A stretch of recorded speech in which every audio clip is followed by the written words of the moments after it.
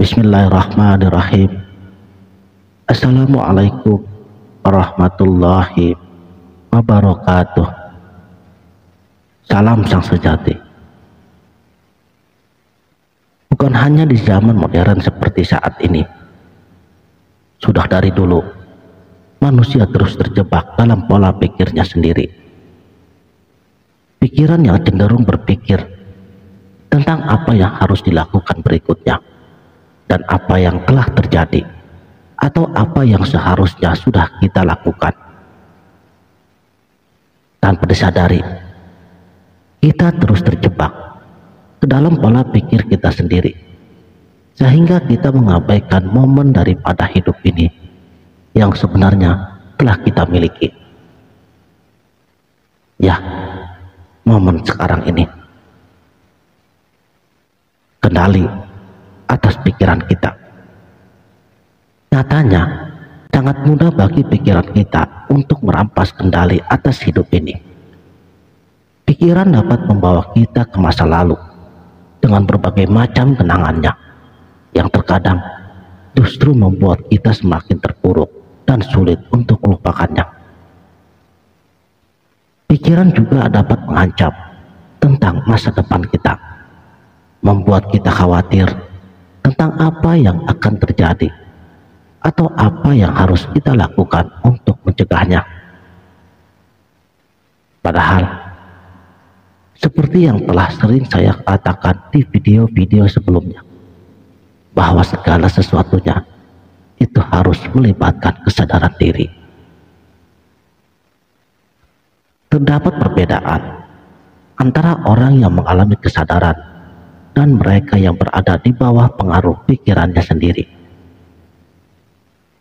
Jika kita terus membiarkan si pikiran ini mengambil alih kehidupan kita, maka ini seperti kita memberikan arahan pada pikiran untuk menentukan kehidupan ini.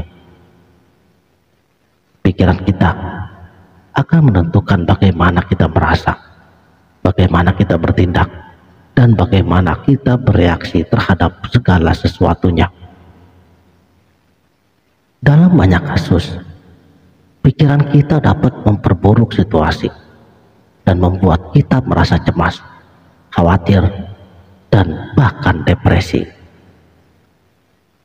Sementara kesadaran diri yang di sisi lainnya memungkinkan kita untuk menjadi penonton atas pikiran kita sendiri.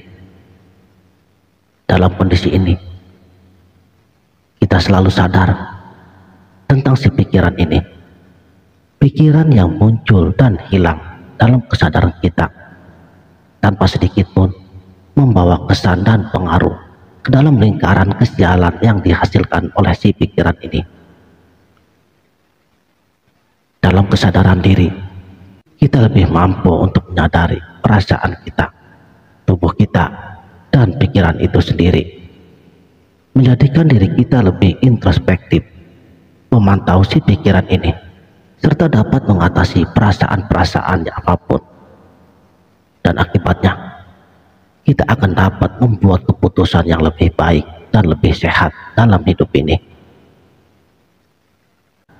Membangun kesadaran adalah sebuah perjalanan. Sudah sering kali kita terjebak dalam pikiran kita. Makanya sangat penting untuk melepaskan kendali pikiran. Jadilah tuan daripada pikiran kita sendiri. Jangan biarkan dia yang mengontrol hidup ini. Ada cara-cara praktis yang bisa kita gunakan untuk menyeimbangkan kesadaran dan pikiran kita. Pertama, lepaskan diri daripada mengingat-ingat kejadian di masa lalu. Terkadang memang sulit untuk melepaskan diri dari pengaruh-pengaruh kehidupan di masa lalu. Mengingatnya, memikirkan apa yang seharusnya telah kita lakukan dengan cara yang berbeda, atau apa yang seharusnya tidak terjadi. Namun, pastikanlah bahwa kamu menyadari bahwa masa lalu adalah sesuatu yang telah berlalu, dan memikirkan tentang hal itu itu tidak akan merubah apapun yang telah terjadi. Cobalah untuk melepaskan diri dari pengaruh kehidupan di masa lalu dan fokuslah pada hal apapun yang telah ada di sini, di sekeliling kita saat ini. Kedua, fokus pada saat ini.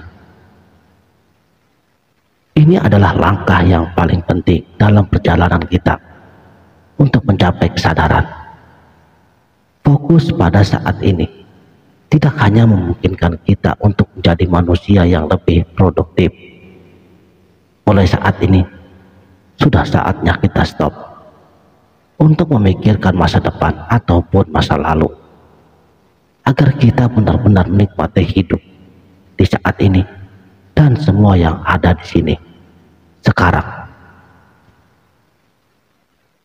Cobalah untuk fokus pada pengalaman hidup. Apakah pada saat ini kamu sedang berbicara dengan seseorang, atau sedang makan makanan yang lezat, atau hanya sekedar menikmati pemandangan alam di sekitar dirimu?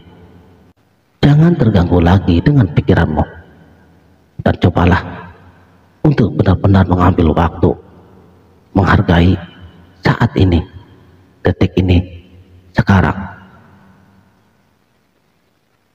Yang ketiga, jadilah observer dari pikiranmu. Observasi adalah teknik efektif untuk menciptakan kesadaran diri. Dalam teknik ini, kita menganalisis pikiran kita sebagai objek pengamatan daripada membiarkan dia mengendalikan kehidupan kita. Ini yang membuat hidup kita lebih mampu untuk memahami bagaimana pikiran kita bekerja, tetapi dapat memungkinkan kita untuk membebaskan diri daripada pengaruh-pengaruhnya. Dalam proses ini, kita akan dapat menganalisis secara lebih objektif. Yang keempat, tafakur. Tafakur adalah latihan spiritual yang sangat efektif untuk membangun kesadaran diri, yang melibatkan konsentrasi dan fokus pada inti perasaan yang kita alami saat ini, serta mendiamkan pikiran kita. Tujuannya adalah untuk menciptakan ketenangan dan keseimbangan dalam hidup ini. Ada banyak cara untuk bertafakur yang bisa dilakukan. Di sini, kamu bisa menyesuaikan sesuai dengan kebutuhan dan juga kecocokan dirimu. Kesimpulannya, pikiran secara alami cenderung mengacaukan sebagian besar dari hidup kita. Jika kita terus membiarkannya, maka itu akan dapat menjadi penghambat kesadaran diri. Oleh karenanya, membangun kesadaran memerlukan usaha yang terus-menerus dan berdedikasi, seperti teknik yang telah saya sebutkan. Jika kamu cukup sabar dan terus berlatih secara istiqomah, pastinya kamu akan dapat mencapai titik di mana pikiran kamu tidak dapat lagi mengendalikan kehidupanmu, dan kamu sudah lebih mampu untuk menghargai setiap momen dari hidupmu. Dan ingatlah bahwa hidup terjadi di sini dan detik ini, sehingga sangat penting untuk menghargainya.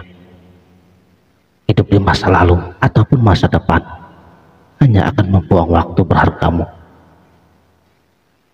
Memikirkan kehidupan di masa lalu ataupun masa depan hanya akan membuang energimu. Lebih baik lepaskan kendali pikiranmu, menjadi lebih sadar, dan nikmatilah momen di sekitar kita saat ini, detik ini, sekarang. Terima kasih telah menonton. Sampai jumpa di video berikutnya. Wabillahi taufiq wal hidayah. Wassalamualaikum warahmatullahi wabarakatuh.